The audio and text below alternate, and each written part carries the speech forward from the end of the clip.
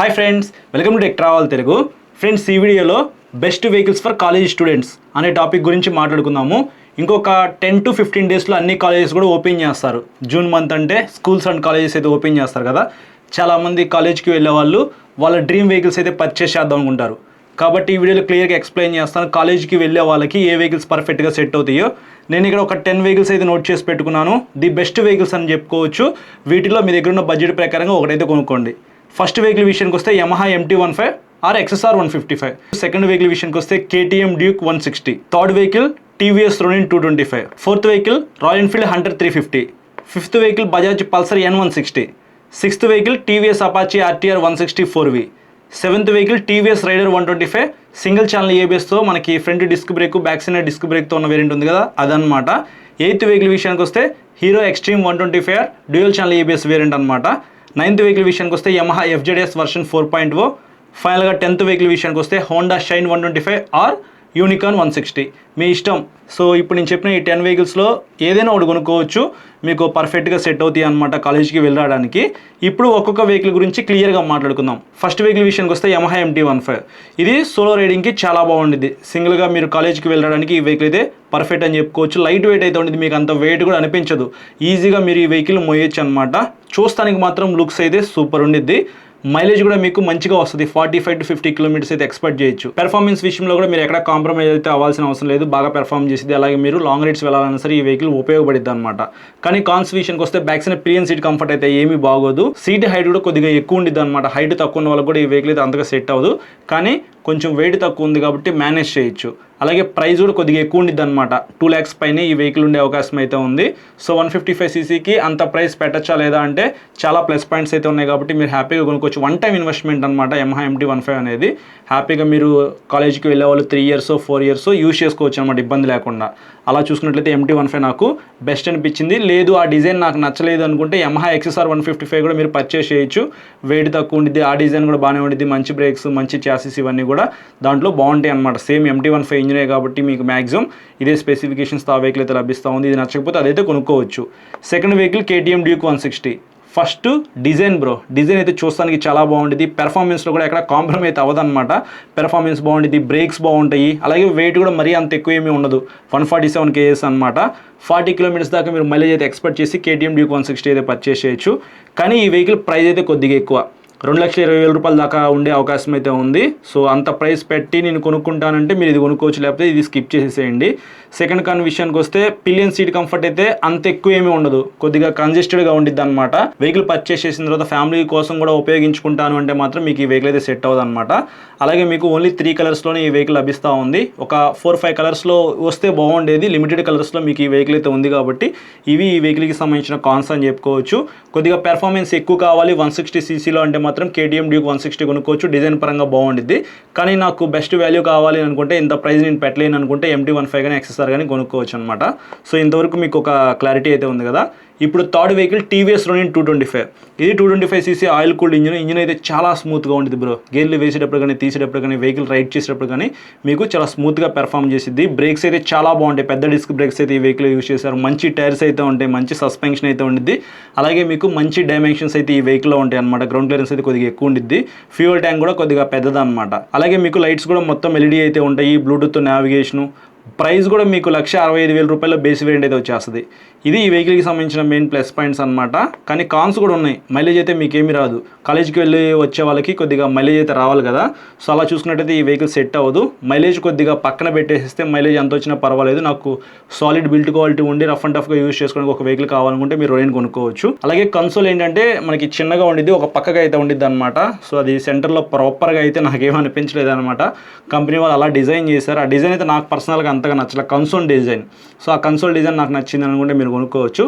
ఓవరాల్గా చూసుకున్నట్లయితే ఆ ప్రైస్ బ్రాకెట్లో TVS Ronin 225 బెస్ట్ అనమాట.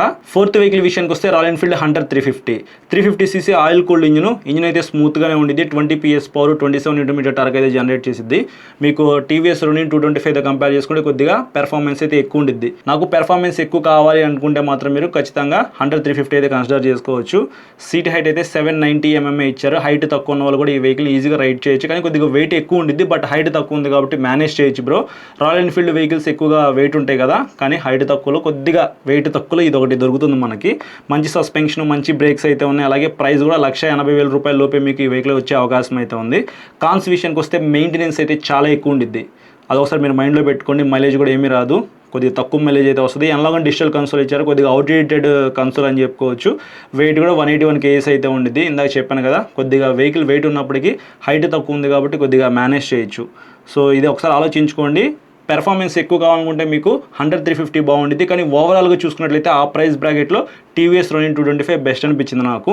ఇంకా ఫిఫ్త్ వెహికల్ విషయానికి వస్తే బజాజ్ పల్సర్ N160. సో ఈ వెహికల్ గురించి మనం ప్రత్యేకంగా మాట్లాడుకోవాల్సిన అవసరం అయితే ఏమీ లేదు బ్రో, ఆల్రౌండర్ వెహికల్ అని చెప్పుకోవచ్చు. సో నేను కాలేజీకి వెళ్ళి వస్తుంటాను, లుక్స్ బాగుండాలి, పెర్ఫార్మెన్స్ బాగుండాలి, మంచి మైలేజ్ రావాలి, ఫ్యామిలీకి ఉపయోగపడాలి అని అనుకుంటే మాత్రం ఖచ్చితంగా ఈ వెహికల్ అయితే మీరు కన్సిడర్ చేసుకోవచ్చు. బ్రేక్స్ కూడా చాలా బాగా పెర్ఫామ్ చేస్తాయి, అలాగే మంచి సస్పెన్షన్ అయితే ఉంది. 45 కిలోమీటర్స్ దాకా మీరు మైలేజ్ అయితే ఎక్స్పెక్ట్ చేయొచ్చు. మొత్తం ఎల్ఈడి లైట్స్ అయితే ఉన్నాయి, ప్రొజెక్టర్ లైట్ అనమాట. నైట్ టైం విజిబిలిటీ కూడా చాలా బాగుంటుంది. 14 లీటర్స్ మెటల్ ఫ్యూయల్ ట్యాంక్ అయితే ఇచ్చారు. సో ఎలా చూసుకున్నా సరే మనకి ఇది బెస్ట్ అనమాట. కానీ కొన్ని కాన్స్ అయితే ఉన్నాయి. కన్సోల్ విజిబిలిటీ అయితే యావరేజ్గా ఉండిద్ది, అంత సూపర్గా ఉండిద్దని నేను చెప్పను. హ్యాండిల్ కంఫర్ట్ విషయానికి వస్తే కొంతమందికి నచ్చింది, కొంతమందికి నచ్చదు. ఎందుకంటే మీకు కర్వ్డ్ హ్యాండిల్ బార్ అయితే ఇచ్చారు, కొద్దిగా ఇట్లా లీన్ అయ్యి మీరు ఈ వెహికల్ నడపాలన్నమాట. సో అదొకసారి చూసుకోండి. కాలేజీకి వెళ్ళి వచ్చే వాళ్ళకి ఈ హ్యాండిల్ కంఫర్ట్ అయితే నచ్చిద్ది, కానీ పెద్ద వాళ్ళకి మాత్రం అంతగా నచ్చకపోవచ్చు. అదొకసారి చూసుకోండి. ఇంతకుముందు మనకి వెహికల్ లాంచ్ అయినప్పుడు ఆయిల్ కూల్డ్ ఇంజిన్తో వచ్చేది, అది బాగుండేది. బట్ ఇప్పుడు ఎయిర్ కూల్డ్ ఇంజిన్కి మార్చారు కదా, అయినప్పటికీ ఇంజిన్ పెర్ఫార్మెన్స్ అయితే స్మూత్గానే ఉంది. పెర్ఫార్మెన్స్లో ఎక్కడ కాంప్రమైజ్ అయితే అవ్వలేదు బజాజ్ వాళ్ళు. కానీ ఎండాకాలంలో మీకు ఖచ్చితంగా ఇంజిన్ హీట్ అయితే అవుతుందన్నమాట. ఎయిర్ కూల్డ్ ఇంజిన్తో కంపేర్ చేస్తే ఆయిల్ కూల్డ్ ఇంజిన్ కొంతవరకు బెటర్ కదా, కానీ ప్రస్తుతానికి మనకి ఎయిర్ కూల్డ్ ఇంజిన్తోనే లభిస్తుంది కాబట్టి ఓకే మేనేజ్ చేయొచ్చు. అది కూడా ఒకసారి చూసుకోండి. ఓవరాల్గా మాట్లాడుకున్నట్లయితే మనకి N160 గుడ్ ఆప్షన్ అనమాట ఆ ప్రైస్ బ్రాకెట్లో. లేదు నాకు అన్నీ ఫుల్ఫిల్ అవ్వాలి, ఆ హీటింగ్ ఇష్యూస్ కూడా నాకు ఉండకూడదు అనుకుంటే సిక్స్త్ వెహికల్ కింద టీవీఎస్ అపాచీ RTR 164V అయితే మీరు పర్చేస్ చేయొచ్చు. ఇది oil cooled engine.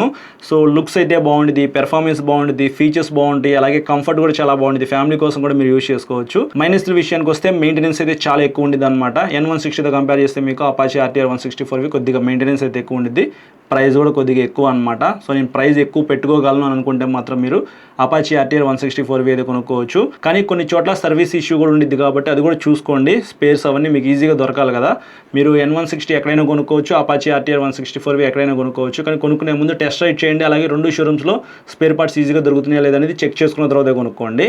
Seventh vehicle విషయానికి వస్తే TVS Raider 125, one of the best vehicle అని చెప్పుకోవచ్చు. 125cc లైట్ వెయిట్ అయితే ఉండిద్ది, 50 కిలోమీటర్ల దాకా మైలేజ్ అయితే వస్తుంది. ఫ్యామిలీ కోసం యూజ్ చేసుకోవచ్చు, చూస్తానికి బాగుంటుంది, ఫీచర్స్ కూడా చాలా బాగుంటాయి అనమాట. కలర్ కన్సోల్ అయితే ఇస్తాడు, చాలా మంచి ఫీచర్స్ అయితే ఉంటాయి. కానీ ఈ వెహికల్లో సస్పెన్షన్ అయితే అంతేమీ బాగోదు. బ్యాక్ సైడ్ పిలియన్ రైడర్తో మీరు వెళ్తున్నారనుకోండి, పెద్ద స్పీడ్ బ్రేకర్స్ దగ్గర ఈజీగా కింద తగిలే అవకాశం అయితే ఉంది. గ్రౌండ్ క్లియరెన్స్ ఎక్కువ ఉన్నప్పటికీ తగులుతుందన్నమాట. మేము పర్సనల్గా యూజ్ చేస్తున్నాం ఆ వెహికల్ని. అలాగే లైట్గా హీటింగ్ ఇష్యూస్ అయితే మీరు నోటీస్ చేస్తారు, బాగా ఎక్కువగా రావు కానీ హీట్ అయితే లైట్గా అవుతుందన్నమాట.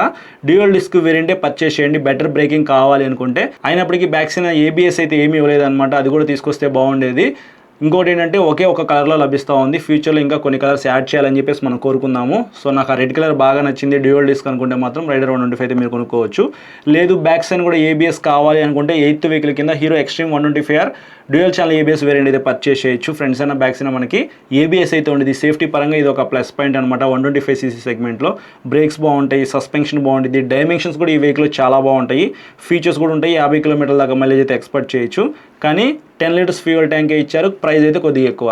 సో లోకల్లో తిరగడానికి, కాలేజీకి వెళ్ళి రావడానికి 10 లీటర్స్ ఫ్యూయల్ ట్యాంక్ అంటే ఓకే, కానీ ప్రైస్ కొద్దిగా ఎక్కువ. ఎందుకు ఎక్కువ పెడుతున్నాం అంటే బ్యాక్ సైడ్ కూడా ABS ఇచ్చారు కాబట్టి ఎక్కువ పెడుతున్నాం. నాకు బ్యాక్ సైడ్ కూడా ABS కావాలి అనుకుంటే మీరు ఈ వెహికల్ కొనుక్కోండి. బ్యాక్ సైడ్ ABS అవసరం లేదు, ఫ్రంట్ ఇచ్చారు కదా అని అనుకుంటే కొద్దిగా అమౌంట్ సేవ్ చేసుకొని రైడర్ 125 కొనుక్కోండి. నైన్త్ వెహికల్ విషయానికి వస్తే Yamaha FZS version 4.0 one of the best vehicle అని చెప్పుకోవచ్చు. ఆ ప్రైస్ బ్రాకెట్లో మీకు కంఫర్టబుల్ హ్యాండిల్ బార్ అయితే ఉండిద్ది, కూర్చొని ప్రశాంతంగా రైడ్ చేసుకోవచ్చు అనమాట. రిలయబిలిటీ ఇంజిన్ అయితే ఈ వెహికల్లో ఉండిద్ది, ఇంజిన్ పరంగా ప్రాబ్లం అయితే ఏమి లేదు, మంచి సస్పెన్షన్, మంచి టైర్స్, మంచి డైమెన్షన్స్ అయితే ఉంటాయి. 135 kgs వెయిట్ అని చెప్పుకోవచ్చు. హైబ్రిడ్ వేరియంట్ తీసుకున్నట్లయితే ఒక 3 kg పెరిగిద్ది అనమాట. అలాగే మీకు 790 mm సీట్ హైట్ అయితే ఇచ్చారు, హైట్ తక్కువ కూడా ఉండిద్ది అనమాట. అలాగే మీకు అన్ని LED లైట్స్తో లభిస్తూ ఉంది. కాన్స్ విషయానికి వస్తే రెండు కలర్స్లో మీరు ఈ వెహికల్ అయితే చూస్ చేసుకోవచ్చు. హైబ్రిడ్ వేరియంట్ అయితే మైలేజ్ విషయానికి వస్తే 40 కిలోమీటర్ల లోపు ఎక్స్పెక్ట్ చేసి ఈ వెహికల్ అయితే పర్చేస్ చేయండి. బ్యాక్ సైడ్ మీకు కొద్దిగా లావు టైర్ అయితే ఉంటుంది కాబట్టి ఎక్కువ మైలేజ్ అయితే రాదు. చిన్న డిస్క్ బ్రేక్స్ అయితే ఇచ్చారు, ఆ ఇంజిన్ జనరేట్ చేసే పవర్ అండ్ టార్క్కి ఆ బ్రేక్స్ అయితే సరిపోతాయి. అయినప్పటికీ స్పెసిఫికేషన్స్ పరంగా మనం పెట్టే డబ్బులకి మంచి స్పెక్స్ వస్తున్నాయి లేదనేది చూసుకుంటే మాత్రం చిన్న బ్రేక్స్ అయితే ఉన్నాయన్నమాట. అలాగే మీకు పెర్ఫార్మెన్స్ కూడా అంతేమీ ఉండదు, పెర్ఫార్మెన్స్ అయితే కొద్దిగా తక్కువ ఉండేది, అందుకే మనకు అంత రిలయబిలిటీ ఇంజిన్ అనమాట. అది ప్రైస్ కూడా కొద్దిగా ఎక్కువ. సో అంత అమౌంట్ పెట్టి మీరు కొనుక్కోవాలంటే హైబ్రిడ్ కాకుండా నార్మల్ వేరియంట్ కూడా ఉంది కాబట్టి అది కూడా కన్సిడర్ చేసుకోవచ్చు. కాలేజీకి వెళ్ళి రావడానికి మీకు ఈ వెహికల్ కూడా చూస్తానికి చాలా బాగుండిద్ది, యూస్ చేసుకోవడానికి బాగుండిద్ది, ఫ్యామిలీ కోసం కూడా మీరు యూస్ చేసుకోవచ్చు బ్రో. ఇంకా ఫైనల్గా 10th వెహికల్ విషయానికి వస్తే హోండా షైన్ 125 ఆర్ యూనికార్న్ 160 మీ ఇష్టం. నాకు కొద్దిగా పెర్ఫార్మెన్స్ ఎక్కువ కావాలనుకుంటే హోండా యూనికార్న్ 160 అయితే కొనుక్కోండి, పెర్ఫార్మెన్స్ తక్కువ కావాలనుకుంటే హోండా షైన్ 125 కొనుక్కోండి, లేదా షైన్ SP 125 కూడా మీరు కొనుక్కోవచ్చు. ఈ వెహికల్స్ గురించి నేను ప్రత్యేకంగా మాట్లాడాల్సిన అవసరం లేదు, మీకు తక్కువ ప్రైస్లో వస్తాయి, మంచి రీసేల్ వాల్యూ అయితే ఉండిద్ది. ఇప్పుడు నేను చెప్పిన ఈ 10 వెహికల్స్ ఏవైతే ఉన్నాయో అన్నీ కూడా మన ఛానల్లో డెడికేటెడ్ వీడియోస్ అయితే ఉన్నాయి. మీరు ఈ 10 వెహికల్స్లో ఏదైనా ఒక వెహికల్ కొనుక్కుందాం అని చెప్పేసి ఫిక్స్ అయిపోయారనుకోండి, ఒకసారి మన ఛానల్ ఓపెన్ చేసి ఆ వెహికల్కి సంబంధించిన వీడియో అయితే చెక్ చేయండి. అసలు ఎగ్జాక్ట్గా స్పెసిఫికేషన్స్ ఏంటి, నా రైడ్ ఎక్స్పీరియన్స్, నేను నడిపినప్పుడు నాకు ఎలా అనిపించింది అనే దాని గురించి క్లియర్గా ఆ వీడియోస్లో మీ అందరికీ అర్థమయ్యేలాగా ఎక్స్ప్లెయిన్ చేశాను. దాన్ని బట్టి మీరు డిసైడ్ అవ్వచ్చు అనమాట. జస్ట్ ఈ 10 వెహికల్స్ గురించి మీకు ఎక్స్ప్లెయిన్ చేశాను సింపుల్గా, ఇన్డెప్త్గా అయితే ఆ వీడియోస్లో మీరు చూడొచ్చు. దాన్ని బట్టి మీరు ఒక మంచి వెహికల్ చూస్ చేసుకుని కాలేజీకి వెళ్తారని చెప్పేసి అనుకుంటున్నాను. ఈ వీడియో నచ్చితే మాత్రం లైక్ చేసి మీ ఫ్రెండ్స్ అందరికీ షేర్ చేయండి. మీరు మన ఛానల్ని సబ్స్క్రైబ్ చేయకుండా చూసినట్లయితే ఇప్పుడే సబ్స్క్రైబ్ చేసుకుని పక్కన బెల్ ఐకాన్ అయితే క్లిక్ చేసి పెట్టుకోండి. నేను వీడియో పెట్టిన వెంటనే మీకు నోటిఫికేషన్ అయితే వస్తుంది. Thank you.